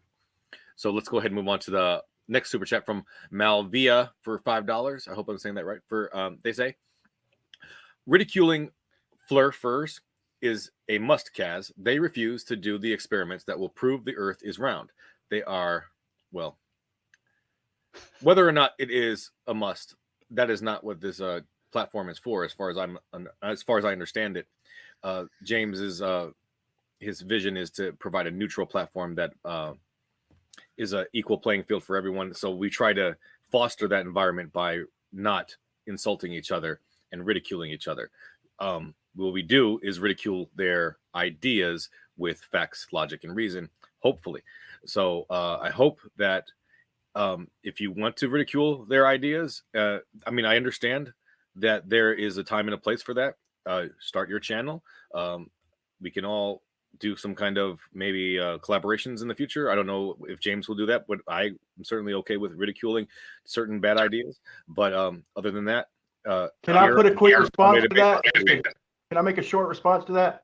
Sure. That's why I posted a couple models, and then I just supplied another formula to just to try and, whether I subscribe to them models, I don't think I can prove any model 100% anyway, but I just wanted to present them to try and cut down on the ridicule. So to give them people something to go look at and try and prove wrong. And so that's what I recommend that guy do. All right, let's go ahead and move on. From a commercial sound and video for $2, they say, can a glober show a measurable curvature? Mr. Sensible. You're muted again. Sorry, I'm trying to be polite so I don't make noises. I sent a balloon up called Mage to 38 3/4 kilometers and took video evidence showing the curve of the Earth. And to rule out any claims of distortion, the camera that was used was not a fisheye lens. It was not a wide angle lens. It was a non-distorting lens with two strings that were held taut across it. The horizon was curved and the strings weren't. So I have put my money where my mouth is and carried out an experiment. So no circle of sight. In other words, if we took a picture straight out ahead and there was a little bit of curve, so when we turned, what did it start over, or did it keep on curving down, or is the horizon a equal distant circle of sight? It's an equal circle of sight, but it's if the Earth was flat, you would see further in one direction, because unless you happen to be right in the center at midday, then the sunlit portion would be identical in every direction. It was not midday, and yet all you could see was identical in every direction. And it wasn't just visually. Radio stations 400 miles away could pick up the signals. Those that were further away couldn't, because they were round the curve. And if anyone wants to see that, I've got a whole playlist of Mage videos on my Mr. Sensible Live. But actually, if I may quickly make an announcement, I am sending up Mage 3, and I want to open this to any and all flat earthers. If you can come up with an experiment of reasonable price, and not too heavy, please contact me. I'm happy to lift a flat earthers experiment to hopefully 38 kilometers so you can try and evidence the earth as being flat. Just contact me. That'd be great. First thing we did is set up a drone, have man. the final word on that because it was his his chat. I'm sorry. Hopefully you'll get a chance on the next one. Carney Karn for 5 euros, I think, says, do you think it's a problem for flat earth that all navigation is based on the globe, while flat earth cannot field any workable alternative? If not, please explain. That second that's, I mean, y'all keep saying this, okay? That second model was for celestial navigation, okay? It's a transform, okay? There's explanations for why we see what we see, but it's functioning, and that equation that the formula I come up with myself, it works for celestial navigation. Celestial navigation is based on a celestial sphere with flat baseline distances and circles of equal altitude. Okay, there's no height. Okay, so for the globe to try and hog 60 nautical miles per degree, no, that's empirical. Whatever's causing that, that's what's in debate. You can't say it's 69 miles per degree, it's sphere. That doesn't work on the surface of a sphere without assumptions, and that's assuming the stars are way, way far away, and assuming that there is a center of the earth to measure to and equate the measurement. So it's a model. Nothing more, nothing less. Can I respond quickly? Real quickly, we have to let him have the last word. Brian, a nautical mile is 1 minute of arc, 60 minutes of arc in 1 degree, 360 in an entire sphere. It's all to do with the angle of the start from your vertical. It's based on a sphere. Right. And I think I get the last word. It's based on, and we do the math based on the stars circling. Okay. We get the azimuth and the altitude. Okay. Y'all are questioning the altitude. That's not what's in question. That the stars do a constant circle. Okay, they do. It's a pattern. It's almost like a clock up there, for seasons and time, and the math is done based on the position in that circle at a certain time of year, and depending on the time of day. Okay, so the sphere, that has nothing to do with it. You're trying to hog the 16 nautical miles per degree. That's based on a celestial sphere model. Okay. We do still have room in the super chat. So, ladies and gentlemen, if you do want to send a question to our debaters, go ahead. But once that does fill up, I will let you guys know. But in the meantime, I do think that to get to all of the questions and try to make sure that there is room for more super chats, we should just try to let the person who's being addressed answer the questions from here on out. The next question is from Pineapple Platypotamus. I hope I'm saying that right. It says for $9.99, flat earthers do not have a sense of humor. They're always, well, this is kind of an insult. Let's just move on. From $4.99, Witsit Gets It says, Hawking said, you cannot prove the earth is in motion. It's chosen due to Copernican principle that the earth is insignificant. That's a religion. It's kind of an insult to religion, but whatever. All that was based on after the Michelson-Morley, and everything you're saying, Bob proved them experience have been around for a long time. It's sensible. And they all say that it's not proven. Michelson-Morley was also to do the ether. But sorry, I've missed what he said. I've missed what he said. Could you read that again quickly? Sure. Hawking said, you cannot prove the earth is in motion. It's chosen due to the Copernican principle that earth is insignificant. That's a religion. But we do know the Earth is in motion, orbiting the sun, because we know that the outer planets, we can see them traveling across the sky, and then we get retrograde motion when the planet apparently goes backward for a while before returning to its original path, because we've overtaken it in our smaller, faster orbit nearer the sun. 1 second. Did I miss something? So Hawking's wrong. I missed the question, I think. From Pineapple Platypotamus says, why, for fun $9.99, they say, why are flat earthers all Christian when the gospel says nothing of it? Man, he's kind of that's a fallacy. He's boxing us all into one mold. I don't have a certain exact religion, I might consider myself Christian, but I'll keep an open mind on everything. And All flat earthers are most definitely not Christian. That's crazy. And I'll actually support that. I think there's a larger majority of flat I think we earthers should are religious, but there are Christians who are globe earthers as well, of course. All right. Earth is life for $5 says Brian. How could there be a southern celestial pole on a flat Earth?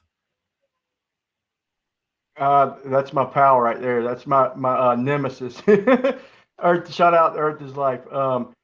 I think I just did a good job showing you how in one spot, don't think about the shadows bending and twisting around on the earth. On one little square flat box, you can show star separation. It's not much, Mr. Sensible. It's off toward the horizon, like 30 and start dropping down 20, 15 degrees where it starts becoming apparent. It's in stellarium. Not much, but it's there. We can measure the separation. So that shows that it's not anipodal. It's another star rotation. All right. Next question from Witsit Gets It for $1.99 says, gotta teach the Globers. Yikes. Brian for the win. So you got a fan up there, Brian. Next question. I read this one and I skipped it. I think I read that one too.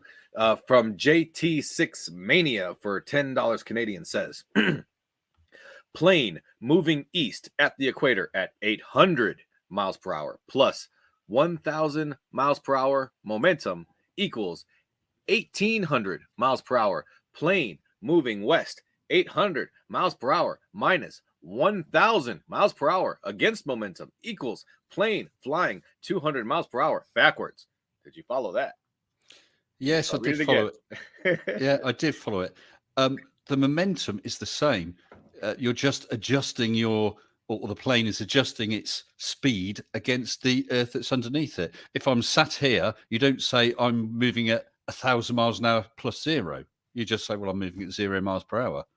I don't see what's so difficult to understand about that, but I'm afraid a lot of flat earthers seem to think it is a problem. Whatever speed you're going, if you apply more thrust with that direction, you'll increase your velocity.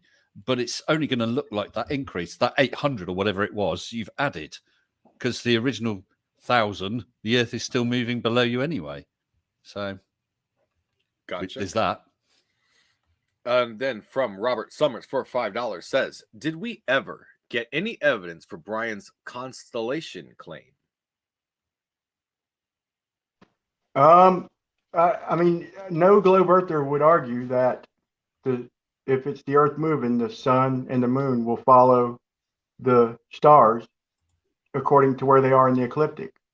I think I at least to me, I gave something that demands answering, but you can go to SunCalc. If you're at the equator, you will measure deviation. It's not a lot, but it's measurable. So, and like I said, you can see if you go out and look, you can't see the stars right. Some nights it varies. Let me just sum this up. Okay. But we can always see the Orion's belt stay straight overhead, and the head and the feet distort and deviate in the distance. That's a fact. Stellarium shows it. Just go to Stellarium, bro. All right. Just go and look at it outside at night. From Witsit Gets It for $1.99 says, Einstein said pendulum doesn't prove rotation. It's for you, Mr. Sensible. Did he now? I'd like to see that quote. Because we got conservation of momentum, and with Foucault's pendulum, the pendulum tries to maintain its original back and forth swing, but the Earth is rotating underneath it. All right. From Witsit Gets It once again for $1.99 says Sagnac said it was the vortex of the ether. Okay. If he did say that, I'm not going to argue the toss because I don't know. But if he did say that, he's wrong. Simple as that. And I would like to say, Witsit, I did email you because I would like to have a debate. If you're up for that, please email me. And the gauntlet is thrown. From Witsit Gets It once again for $4.99, they say relativity says the path contracts while in motion. Actually, so claiming Sagnac is because the path traveled is longer due to motion contradicts Einstein. When the Earth is not rotating at relativistic velocities. It's only traveling, if you're at the equator, at approximately 1,000 miles an hour. Relativity isn't going to come into it. I got to respond to that.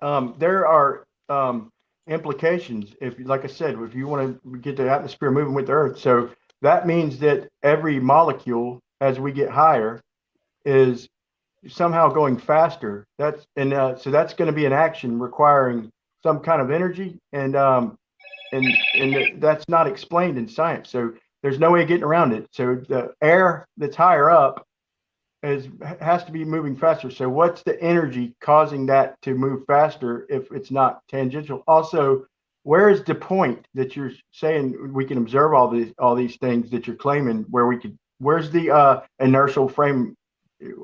How high? I mean, you keep talking about it. I meant to say, where's the frame we can observe this stuff? You're talking about the airplane and all this stuff moving with the Earth, the atmosphere moving with the Earth.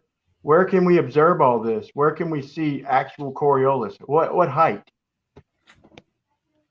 Well, if you were a ballistic object being launched from one place to another, you will experience Coriolis. You will see that the target you were shot at has veered, if you're headed northwards, has veered to the left for some strange reason. If you were stood on the ground watching that ballistic missile, for some strange reason, your missile is not flying straight. It seems to be veering to the left. Why? Sorry, to the right. Why? You really must. It should be veering the opposite way. Like I said, if you're firing it's a projectile, not a missile, a projectile firing at an upward, it's entering an area that's moving faster. It should be exactly opposite of what you're describing until it drops down. You say that it's just the ground, but then you want to say it's the atmosphere moving with the ground. So you can't have both. I think you don't. Maybe I'm not phrasing this correctly, but in my opinion, you're invoking the atmosphere moving with the Earth, but not accepting the consequences of that. All right. Well, let's move on. Maybe that could be the subject of the next debate. From Connie Cam for €5 says, why do maths work perfectly on a globe, but to make them work on flat Earth, you have to get very creative? Can Brian explain how maths work on flat Earth? I think I've already done that, but I think there are explanations needed for any model. So, for example, the flat Earth would predict if it's the local sun with the angles with a little help from refraction, we would predict that the sun would linger on the horizon, and that's exactly what we see. Now, it's explained in a globe as refraction. Okay, so the globe also needs its explanations. So, to be fair, also you give us this crazy long explanation about how the seasons work and the angles and the energy and all that, and it's simple. In reality, it's Occam's razor. The sun's closer, it's hot. The sun's farther away, it's cold. All right. For some reason, it goes faster in the winter than the summer. All right. He's already explained the math. Fix your calculator. William Witzik gets it for $4.99. Says, no, Hawking and Einstein both said you can't prove the motion of the Earth with any terrestrial experiment. Not optical. That's a different quote. Yes, I did see that super chat come up. So thanks for getting back on that, Witzik. Yeah, so Einstein did say that. I'm not aware of that other quote. But yeah, with ring laser gyroscopes, we can detect that gyroscope is rotating. If you can come up with another explanation as to how a ring laser gyroscope reads 15 degrees per hour, I would love to hear it. Gotcha. From Earth is Life for $5 says, Hawking also agrees that we live in a heliocentric solar system. Stop cherry picking quotes. That's hostile witness. The best of witnesses is to use the quotes from the people that do not hold your point of view. So, you keep all anti-flat earthers, not just human sensible, say, yeah, it proves the ring laser gyro proves the globe. Look, these are the people who invented these machines, said it proved just the opposite. Sagnac and freaking Michelson. He showed the necessary measurements for the ether with Sagnac and proved that it's the field rotating. But they conceded. Einstein, that's why Einstein and Hawking and all them said this, because they proved it's the field. And they said there's no terrestrial experiment that can prove the motion. However, we are moving at 30 miles per hour or 30 miles per second around the sun. I mean, it's a religion. I see what Austin's saying. I don't think you've addressed his his questions permanently. Are you saying they're wrong, Mr. Sensible, that they did have the experiment? Well, we have to move on. Let's go ahead and move on. From Witsit Gets It says for $4.99. So the only physical measurement of the curvature is a video viewing circumference of light, optically changing relative to angle. Yikes. Well, if you say that, then isn't it funny how every high altitude balloon that films always happens to be slap bang in the middle of that lit circle and never right at one edge? That's interesting. And of course, there's nothing to stop you, instead of, I mean, it's wonderful you're doing all these super chats, Austin, supporting MDD, but there's nothing to stop you putting some of your cash in and sending up a balloon to show us that the Earth is flat. Right. And let's move on to Earth is Life for $5, says Brian, lying about Foucault's pendulum after making a video calling me a liar. Hilarious. No, I pointed out it's dishonesty, not a direct liar. I think I'll let anybody go to my channel. It's the last video before the MDD introduction. If anybody wants to see the introduction I put together, I apologize to James. I hope he's listening. I did not know. I genuinely did not know that that we could. I put it together right before the debate. Now that I understand, I won't do that again. I wasn't trying to be slick. I just thought I could make it easy and just consolidate my information and play it and talk about it. I'm aware now, but to end it, I'm going to say that anybody can go see what was originally talked about. I was defending myself because you put out a video acting like you did what I claimed or challenged you to do. And it's clear you did not take on the challenge. I'm not saying you won't, but at this point you haven't. Me. And anybody wants to know about that, just go look at my channel. It's the second video. Sorry, Brian, a challenge to me, was it? It's some outside. It was a challenge to him to go film at night with calmer conditions, and he went at like an hour before sunset with crazy shoaling and waves and all that stuff. It's just a little personal thing. All right. Am I saying that name? Foucault's pendulum? Oh yeah, and the Foucault pendulum is it rotates clockwise. It's supposed to be conservation of momentum, but the hurricane, anybody could look this up, y'all. The hurricane rotates normally, not always, but counterclockwise. The Foucault pendulum in the north rotates clockwise. Okay, so it can't be conservation of momentum for them to be opposite. It could be something, but can't be that. Foucault's pendulum isn't traveling. Well, right. From the Crawdaddy 029 says for $5, Brian, would you be willing to donate your brain to science? I think it would help humanity to find out. Okay. That's funny, man. Maybe after I die, man. I want certain promises to my family, though, man. But yeah, I don't see why not, man. Hilarious, Crawdaddy. Hilarious. From Robert Summers for $5 says, I didn't hear any evidence for the stars. Brian, do you have another positive claim that has evidence I could start my research with?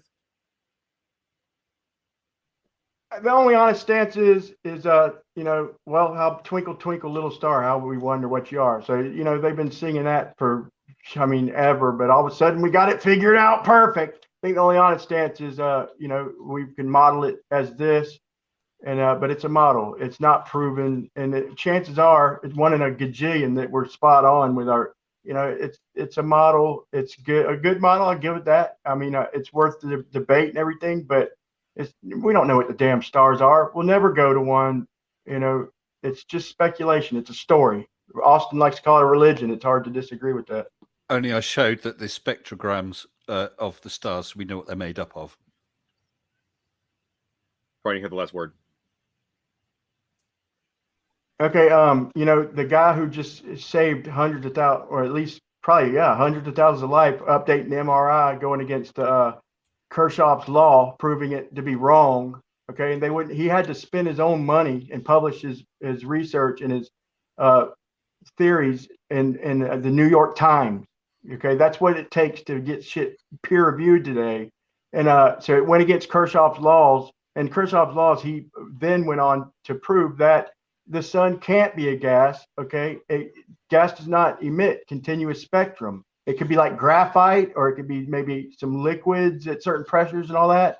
The only thing we're not in a lab with the spectroscopy. Okay, Anything in between your observation is gonna show up. Okay, so what's up there? Hydrogen, helium. Is that a coincidence? He proved the sun. It could be anything. It's certainly not a gas. We know that 100% for sure. All right. From Witsit Gets It for $4.99, they say, again, Einstein said Foucault's pendulum doesn't prove Earth rotation. Yes, Earth's rotation is accounted for via relativistic application with the sky. For you, Mr. Sensible. I'm not sure what he's. I'm honestly not sure what he's getting at there. Can you repeat that, man? Again, Einstein said the Foucault's pendulum doesn't prove Earth's rotation. Yes, Earth's rotation is accounted for via relativistic application with the sky. Yeah, I'm not sure what he's talking about this relativistic application with the sky, but what we do know is Foucault's pendulum, the amount of precession varies with your latitude. The closer you are to the pole, closer you are to the equator, you go beyond the equator, and it starts to precess the other way.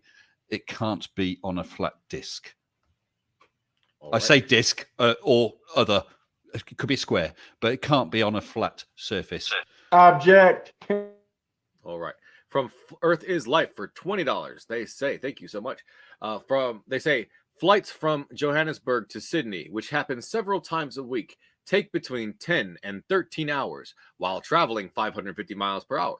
How is this possible on flat Earth when these airports are on opposite sides of flat Earth? You're muted, Brian. That depends on what map you're using. Like a Mercator, I think is what they're using. It looks flat to me. Whether it's a globe projection, y'all say the ground's curving, we say the light's curving. Okay, it's going to be the same damn map. That was my point to MC Toon. So I'm not claiming that he owes me money, but I was trying to show him an explanation of why we see and measure 69 degrees per mile. It's the light bending. So we're going to get the same measurement. So you can map it as a globe projection all day long. We gave an explanation showing how that would work if it's flat. We get the same observations, man. They're empirical. But to answer his question more directly, they're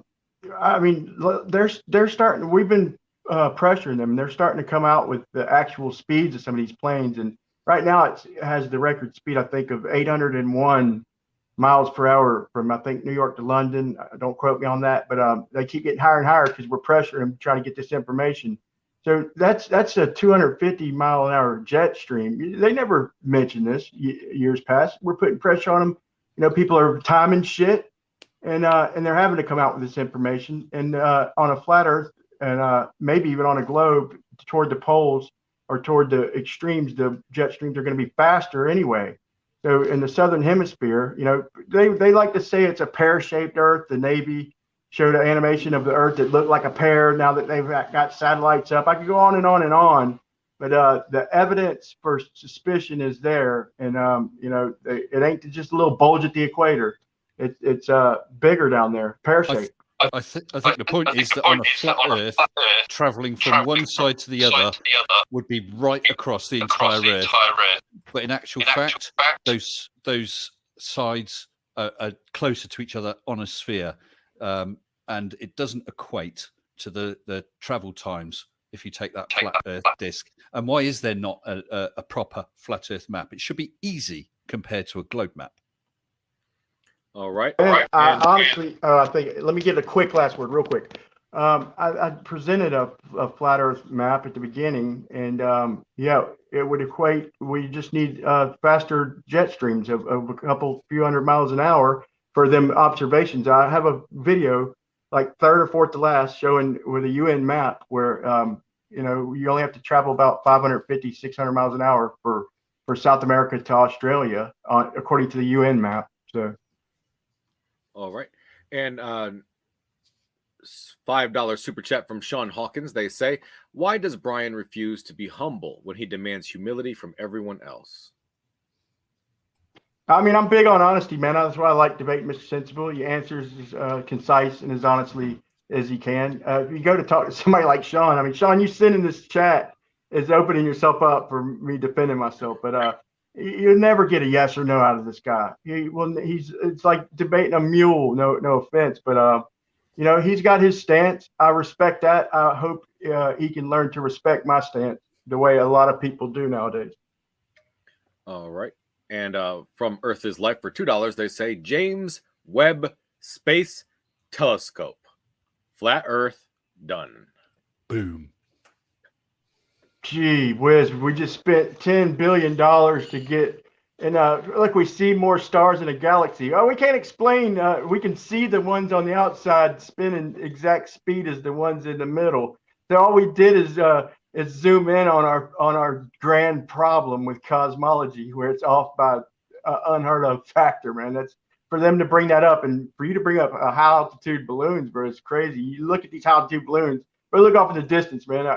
I mean, I understand you're defending your model, but man, that's the best proof of flat Earth. Just look, use your eyes, man. At least consider the possibility that since we're not seeing it curve, it's not curving. But James Webb, waste of money, in my opinion. All right, so that's the last of our super chats. We'll read the rest of the questions if we can get to them. We have 3 more minutes left. If you send a super chat right now, we will read it next. Green Chili Bear at Modern Day Debate: rising above the Earth, at what point do we disconnect and see the Earth spinning beneath us? I believe that's a question. Sorry, can you say that again, Kaz? Yeah. Rising above the Earth, at what point do we disconnect and see the Earth spinning beneath us? Well, you're going to have to leave the atmosphere and travel quite a long way, but it will never look like it's spinning, because if you look, it's going to take 12 hours for a point on one side on that visible sphere to travel to the other. So it's not going to be whizzing around like that. Gotcha. And then we real quick, to be fair, we've been asking for approximation. Let's go ahead and just move on. From Wits It Gets It for $1.99, they say Copernican principle is philosophy. Copernican principle is philosophy. It's religion. And then Digital Demonic Davros says for $2, hypocrisy around here. Come to Australia. I'm sorry, hypocrisy abounds here. Come to Australia. Well, okay. I'd go, but I'd be frightened of dropping off the bottom. Hey, I grab my shovel, man. I'll be there in a few days, man. Got another one in here from Sofa King Sleepy, says for $5. So you don't know where the sun goes at night, and then to bring up relativity as a reason why gravity doesn't exist? Yeah, I think he's answering Austin, but I'll defend Austin, man. I could show you observations of they say the sun just goes down and keeps going down. I could show the moon following behind it, pointing off to the right, and curve the light turning a little bit to the right. They say it's going down, but if it's a reflection of the sun on the moon, it's going in a circle. That's my opinion. All right. Okay. Regular questions back to that again. One Toothy Cow says, for the flat earther, why does every government space agency, geologist, cartographer, astronomer, physicist, and all the others spend so much money hiding the evidence? No, they're not hiding evidence. They have a belief, man.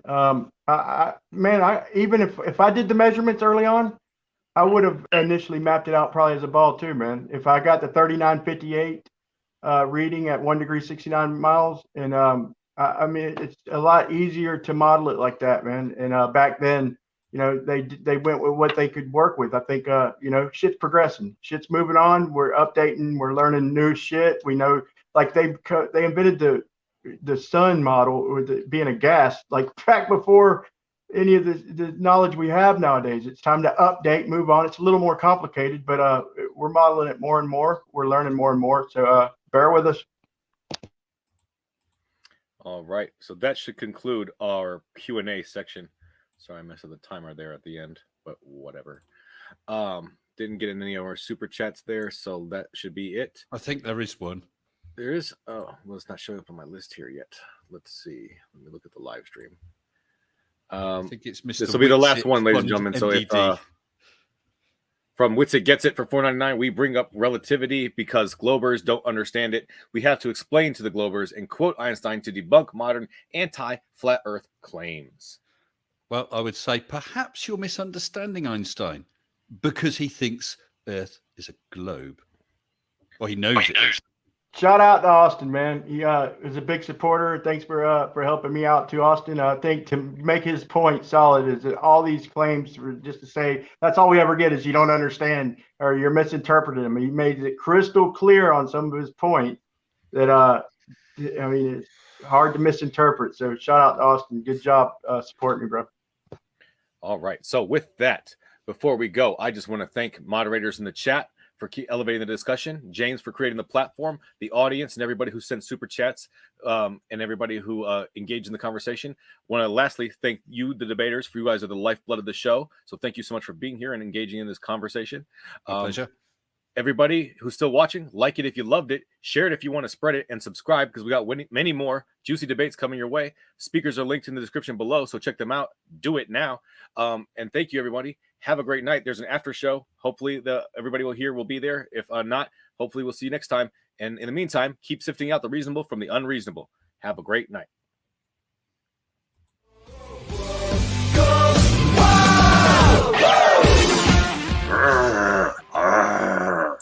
Shut up and sit down.